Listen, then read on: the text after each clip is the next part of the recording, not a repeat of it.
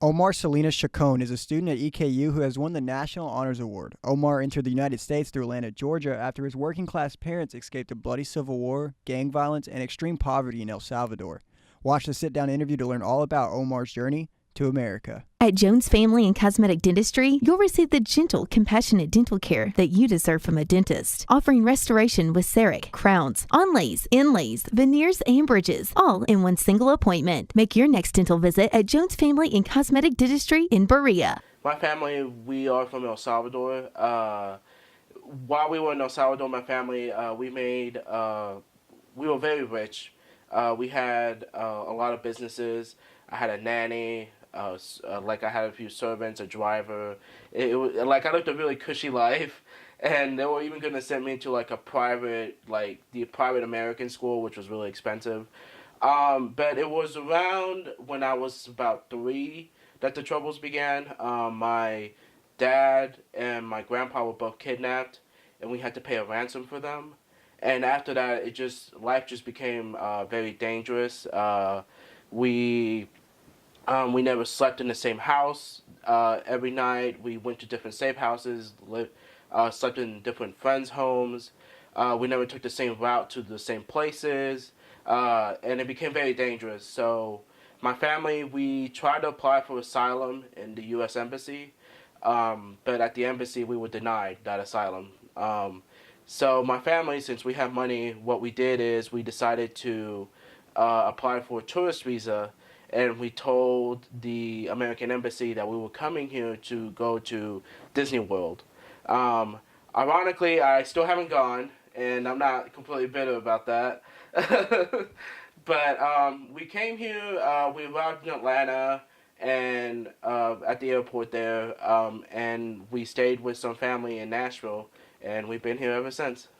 I think my family made the right decision. I think if we would have stayed in El Salvador, I'm not sure we'll be alive today, honestly, if we would have stayed in El Salvador. It got real violent to the point where my family hired security guards basically for us. And imagine 4-year-old me with my mom, and then a security guard with a semi-automatic. That was our normal life, and that just wasn't a life we're living really. If you constantly had to fear for things like that. So yeah, I think my family made the right choice coming here. And I also like to say I wouldn't have met some of my best friends, obviously, if I would have stayed in El Salvador too. I graduated just this last year from Eastern Kentucky University. While at Eastern Kentucky University, I got my undergrad in political science and Spanish. During that entire career, I'm one of the, as far as we know right now, I'm one of the only people who have gone to, for example, the National Honors Conference, which is a really big conference that only a few people are allowed. I went all 4 years of my undergrad career, which is a record for them. I was also named National Honor Student of the Year, so I beat out the nominations for every honors program in the country, and I was named National Honor Student of the Year. And I've also been to the White House. I got to meet, I got invited by the Obama administration. The Obama administration came to see a summer camp I volunteer at, and they invited me and the director to go celebrate Hispanic Heritage Month there. But in September 2017, at the time, Attorney General Jeff Sessions announced the end of the DACA program.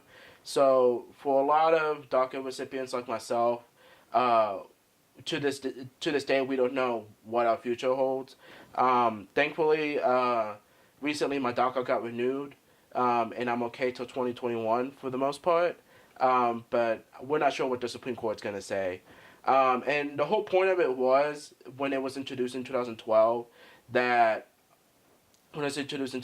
it was that we would eventually get to some kind of immigration reform, and this was just going to tie us over until then.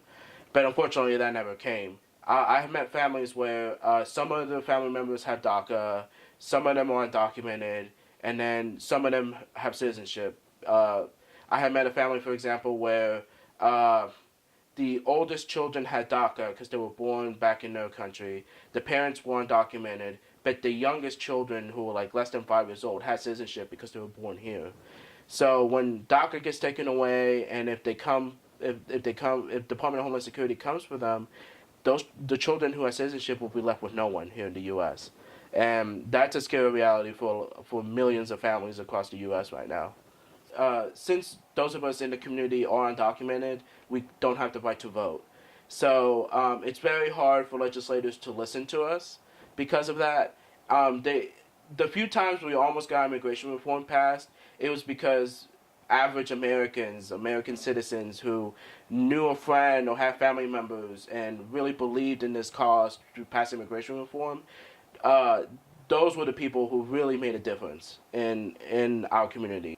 I think anyone who sees what an immigrant family really goes through, it's very hard to not have heart for that family. For more stories like these, be sure to visit WBONTV.com. I'm Austin Hanks.